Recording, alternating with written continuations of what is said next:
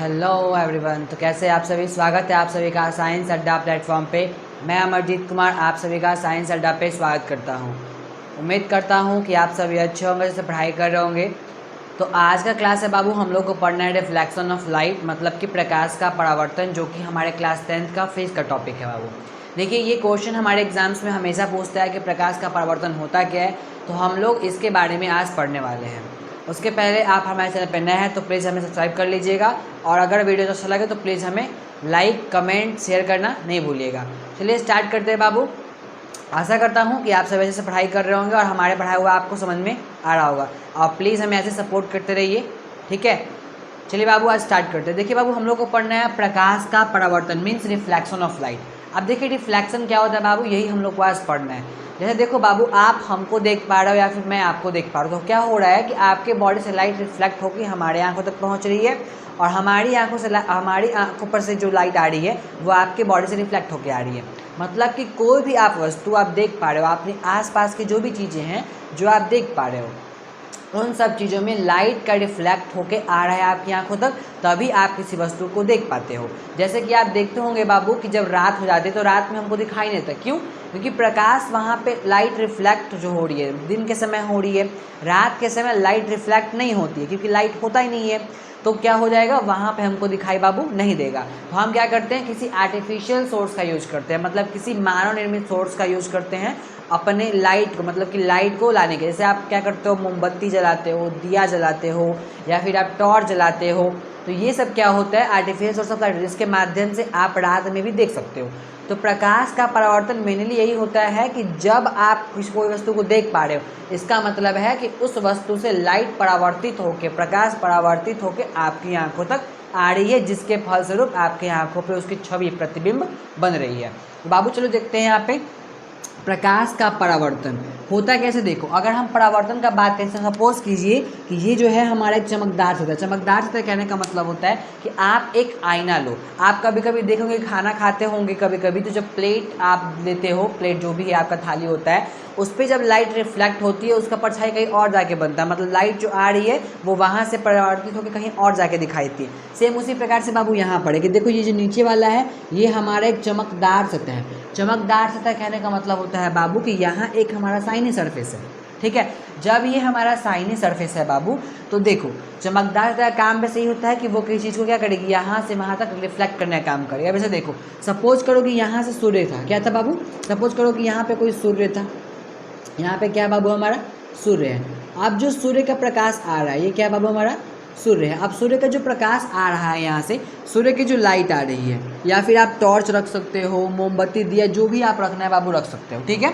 देखो जो सूर्य का प्रकाश है वो यहाँ से आ रही है, ठीक है।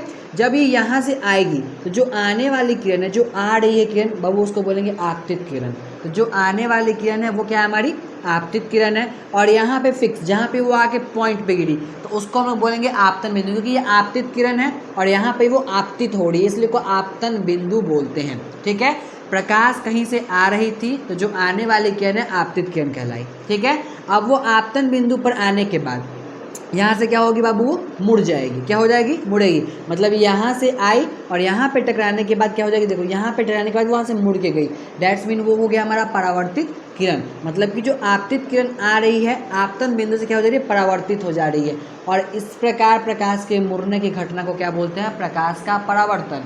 मीन्स अगर डिफिनेशन लिखना है बाबू तो आपको लिखना है कि किसी बिंदु से आती हुई प्रकाश की किरणें, किसी बिंदु से आती हुई प्रकाश की किरणें दर्पण, मतलब कि चमकदार सतह से टकराने के बाद पुनः उसी माध्यम, माध्यम कहने से देखो ये वायु से आ रही थी, यहाँ पे मीडियम क्या था, वायु था, वायु से आ रही थी, कोई माध्यम था, वायु इसका माध्यम था, और यहाँ से आई और फिर उसी माध्यम में फिर लौट के चली गई।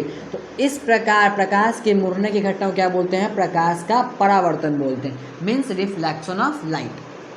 प्रकाश की किरणें कहीं से आएंगी, दर्पण से परावर्तन के बाद पुनः उसी माध्यम में लौट जाएगी। प्रकाश के इस प्रकार मुड़ने की घटना को बाबू बोलते हैं प्रकाश का परावर्तन। अब देखो बाबू यहाँ पे एक आया है आपतित किरण, तो जो टर्म इसमें आया है, जो टर्म इसमें दिखाई दे रहा है, आप क्या करोगे उसको समझ लो। जैसे देखो यहाँ पे जो आपतित किरण है, आपतित किरण मतलब कि जो आने वाली है, ठीक है, उसको आपतित किरण बोलोगे।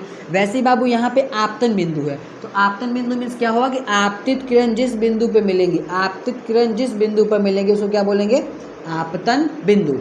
वैसे यहाँ पे क्या है, परावर्तित किरण।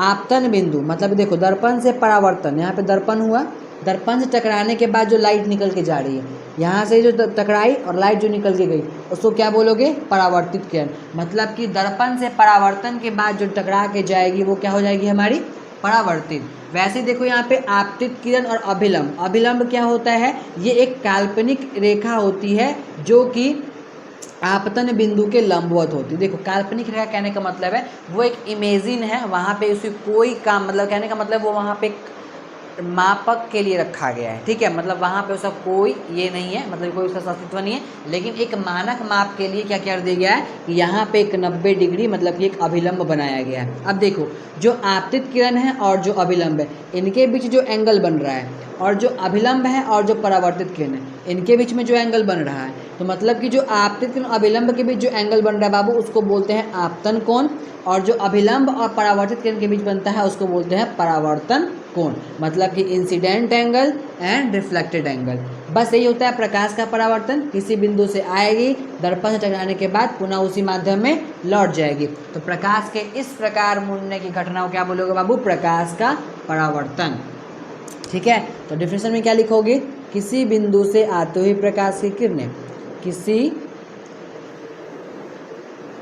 बिंदु से आती हुई प्रकाश की किरणें दर्पण से परावर्तन के बाद, दर्पण से परावर्तन के बाद पुनः उसी माध्यम में लौट जाते, पुनः उसी माध्यम में लौट जाती है, ठीक है। समझ में आया मैंने क्या समझाया, कि आपतित किरण आएगी, दर्पण से परावर्तन के बाद वो लौट जाएगी। प्रकाश की इस प्रकार मोड़ने घटना को प्रकाश का परावर्तन बोलते हैं। अब देखो बाबू, प्रकाश का परावर्तन है तो उसका नियम भी होगा। ऐसा तो नहीं है मतलब जो भी चीज़ रिफ्लेक्ट कर जाएगी वो हम उसको, मतलब जो भी चीज़, मतलब कुछ भी चीज़ रिफ्लेक्ट कर सकती है। और देखो जब प्रकाश का परावर्तन होता है तो उसके कुछ रूल हो गए। जैसे आपके जब घर में कुछ काम होगा बाबू, तो आप वैसे कुछ काम करते हो तो आपके घर में कुछ कायदे कानून होते हैं। सेम उसी प्रकार से जब यहाँ पे परावर्तन चल रहा है, प्रकाश का परावर्तन हो रहा है, तो कुछ रूल के अकॉर्डिंग चल रहा होगा। वैसे ही बाबू हमको पढ़ना है कि प्रकाश का परावर्तन का नियम क्या होता है। चलो बाबू अब हम लोग पढ़ लेते हैं। अब हम लोग पढ़ते हैं कि प्रकाश का परावर्तन का नियम, प्रकाश का परावर्तन का नियम। अब देखो बाबू नियम का बात करते हैं। जब आप नियम का बात करोगे, नियम देखो इसके मुख्यतः 2 नियम होते हैं और आप भी देख सकते हो, कोई दिक्कत नहीं होगी। जैसे देखो आपको याद नहीं करना है, आपको समझना है। प्रकाश का परावर्तन का नियम, हमने अभी प्रकाश का परावर्तन आपको समझाया और अब हमको समझना है कि उसका नियम क्या होगा। तो देखो सबसे पहला लॉ क्या होता है कि जो आपतित किरण है बाबू, देखो ये वाला आपतित किरण है, ये वाला इसका अभिलंब है और जो परावर्तित किरण है, ये तीनों कहाँ पे है, एक सेम प्लेन पे। देखो सेम समतल कहने का मतलब देखो ये बाबू प्लेन है और इसी प्लेन पे आके आपतित किरण रुकी है, इसी पे अभिलंब स्थित है और इसी पे हमारा परावर्तित किरण भी प्रेजेंट है। तो सबसे पहला नियम क्या होता है कि आपतित किरण, अभिलंब और परावर्तित किरण तीनों एक ही समतल पर स्थित होते हैं। मतलब कि जो हमारा आपतित है, आपतित किरण है, फिर परावर्तित किरण है, परावर्तित किरण तथा अभिलंब, तीनों एक ही समतल पर होते हैं, समतल पर होते हैं।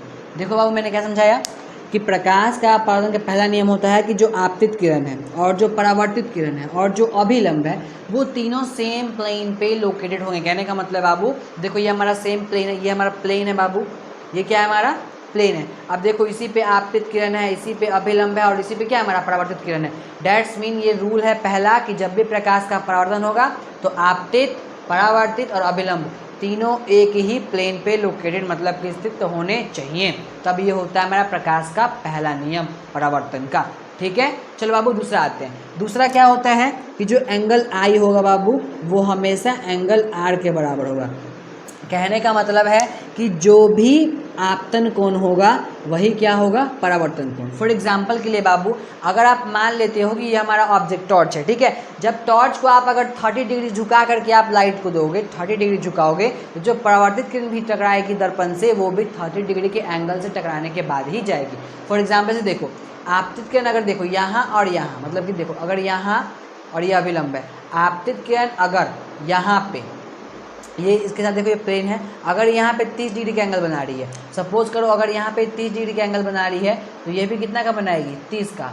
अब ये अगर 60 का देखो, अगर ये 90 का है बउआ तो इधर 30 इधर 60, तो ये भी कितना का बनाएगा 60 का बनाएगा। मतलब कि जितने के एंगल से आपतित किरण आएंगी उतना ही के एंगल से वो टकराने के बाद से जाएगी। मतलब कि जो किरण जितने के एंगल से आ रही है दर्पण के सामने उतना ही के एंगल से वो परावर्तित होके भी जाएगी। यही होता है हमारे प्रकाश का परावर्तन का 2 नियम, जो कि काफ़ी हल्का है। तो आपके एग्जाम में अगर पूछता है तो प्लीज़ आप लोग अच्छे से लिखिएगा। आई होप कि मैं समझा आपको समझ में आया होगा। मैं एक बार फिर से रिपीट करता हूँ, मैंने आपको समझाया प्रकाश का परावर्तन कि आपतित किरण किसी संबंध से किसी बिंदु से आने वाली प्रकाशीय किरणें जिसको आपतित किरण बोलते हैं, किसी बिंदु से आने वाली प्रकाशीय किरणें किसी चमकदार सतह से टकराकर पुनः उसी माध्यम में लौट जाती है। मैंने क्या लिखा, किसी बिंदु से आते हुए प्रकाशीय किरणें दर्पण से परावर्तन के बाद पुनः उसी माध्यम में लौट जाती है, उसी को हम लोग बोलते हैं प्रकाश का परावर्तन। और उसके 2 नियम होते हैं बाबू, पहला आपतित किरण,